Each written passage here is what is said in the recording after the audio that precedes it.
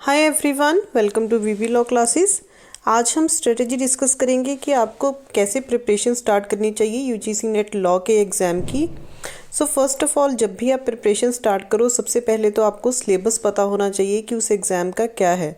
Go through the syllabus thoroughly, ठीक है। Syllabus जितना भी है आप उसको अच्छे से ध्यान से, सबसे पहले तो आपको सिलेबस देखना है। उसके बाद आपको उसमें से ये देखना है कि कौन कौन से आपके सब्जेक्ट्स जो हैं वो वीक हैं, किन पे आपको ज़्यादा वर्क करने की ज़रूरत है, ठीक है। कौन से सब्जेक्ट्स आपके जल्दी हो जाएंगे ताकि आप एग्ज़ाम में उनको बाद में उठा सको। ये सबसे ज़्यादा इंपॉर्टेंट होता है, चाहे वो कोई भी एग्ज़ाम हो। नेक्स्ट थिंग इज़, जब भी आप एग्ज़ाम की प्रिपरेशन करना स्टार्ट करो, go through your previous year question papers. उससे क्या होता है, एक तो आपको एग्ज़ाम का पैटर्न पता चलता है, एग्ज़ाम का डिफ़िकल्टी लेवल पता चलता है कि वो कितना है, और आपको ये भी पता चलता है कि मुझे कितना इस पे वर्क करने की ज़रूरत है, ठीक है। कितने डिफ़िकल्टी है और वो मेरे लिए कितना डिफ़िकल्ट लेवल है, ठीक है। जो किसी स्टूडेंट के लिए कम डिफ़िकल्ट होता है, वही दूसरे स्टूडेंट के लिए वो लेवल ज़्यादा डिफ़िकल्ट होता है। So it depends upon the, ठीक है, कि स्टूडेंट टू स्टूडेंट ये चीज़ वेरी करती है। जब आप प्रीवियस ईयर के क्वेश्चन पेपर्स देखोगे तो वो हमेशा से 2-3 साल जो पहले वाले होते हैं, ठीक है, 2 साल के पिछले वाले, उनको अच्छे से गो थ्रू करना, उनको करके देखना। आपको पता चलेगा कि आपका स्कोर कितना है और आपको कितनी मेहनत करने की ज़रूरत है कट ऑफ वगैरह के अकॉर्डिंग, ठीक है।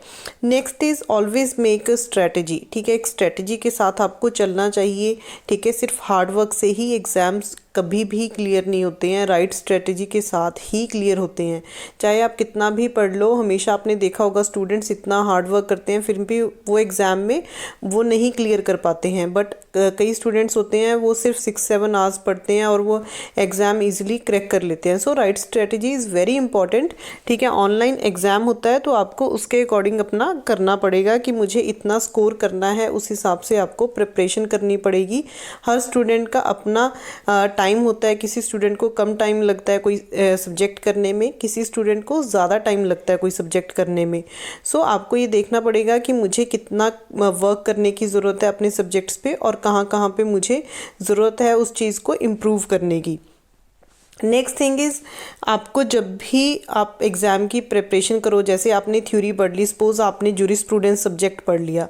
अब जूरिस्प्रूडेंस सब्जेक्ट हो गया, पब्लिक इंटरनेशनल लॉ सब्जेक्ट है, इनमें से काफ़ी क्वेश्चंस आते हैं कॉन्स्टिट्यूशन में से एग्ज़ाम में। तो आपको क्या करना है, आपने थ्योरी तो पढ़ ली, बट थ्योरी पढ़ने से ही एग्ज़ाम कभी भी क्लियर नहीं होता जब तक आप MCQs नहीं प्रैक्टिस करोगे।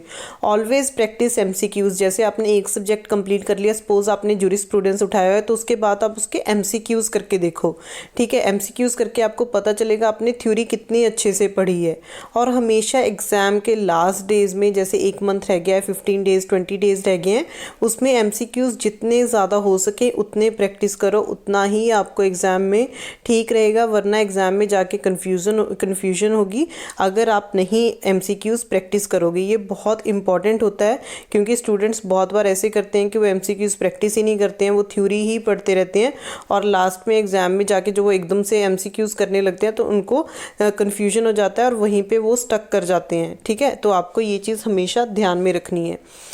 तो आपको क्या करना है, एक टाइम टेबल बनाना है, ठीक है। आपका जैसे एग्ज़ाम में अभी आपके काफ़ी टाइम है तो आपको एक टाइम टेबल बनाना है, थोड़ा थोड़ा करके आपको पढ़ना है, अपने सब्जेक्ट्स को इम्प्रूव करना है। जो मेजर सब्जेक्ट्स हैं जिनमें से एग्ज़ाम आता है, ठीक है, जैसे जूरिस हो गया, कॉन्स्टिट्यूशन, पब्लिक इंटरनेशनल लॉ, जो आपके मेजर सब्जेक्ट्स हैं, टॉर्ट्स हो गया, ठीक है, उनको आपको पहले उठाना है और उनको अच्छे से कवर करना है। जब तक आप उनको अच्छे से कवर नहीं करोगे, ठीक है, आपका एग्ज़ाम नहीं क्लियर हो सकता।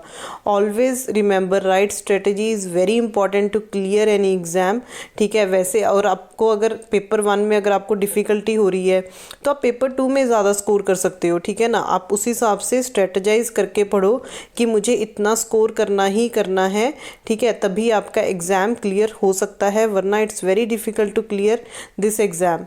सो दिस इज़ द थिंग जो मैं आपको बताना चाह रही थी कि इस स्ट्रेटजी के साथ अगर आप अपनी प्रिपरेशन करोगे तो आपका एग्ज़ाम फर्स्ट टाइम में ही क्लियर हो जाएगा। So thank you guys for watching the video. Bye bye, take care.